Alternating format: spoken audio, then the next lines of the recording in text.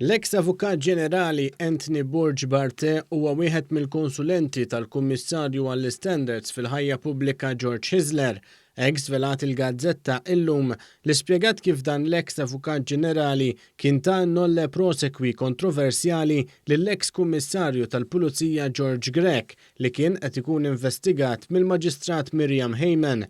Il-gazzetta qalet kif il-maġistrat kienet qalet kif hemm biżżejjed evidenza prima facie biex Grech jitressa għal reati ta' theddid ta' attentat ta' stupru, użu ħażin ta' fondi pubbliċi u użu ħażin tas-sistema tat-telefonija.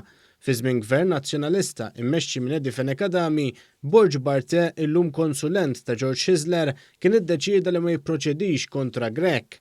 F'artikli fil-gazzetta Illum u Malta Today, id-direttur eżekuttiv tal-Media Today Xavier Balzan qal li jaħseb li Borg Barthet kien wasal għal din id-deċiżjoni wara li xi ħadd mill-uffiċċju tal-Prim Ministru ta' dak iż-żmien kien sefsiflu xi ħaġa f'widnejh.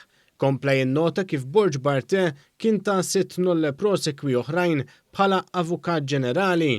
Fit-tweġiba għad-diskors li jagħmel f'aġġornament ta' seduta parlamentari il-wib tal-Gvern Glenn Bedingfield, George Hyzler qal li għandu 3 konsulenti li bejniethom jitħallsu €54,000.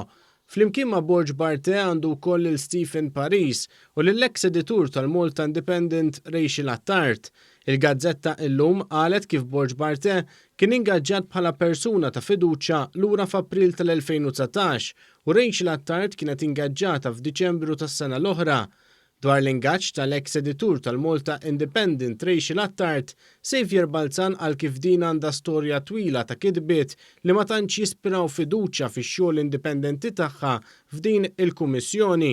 Il-wib tal-Gvern Glenn Bedingfield ukoll kien qal fil-Parlament kif fost l-oħrajn ġiet impjegata persuna li kienet taħdem ma' ġurnal li f'daqqa waħda fuq dan il-ġurnal qed jiġu rrappurtati leaks mill-uffiċċju tal-Kummissarju għall-Istandards fil-Ħajja Pubblika.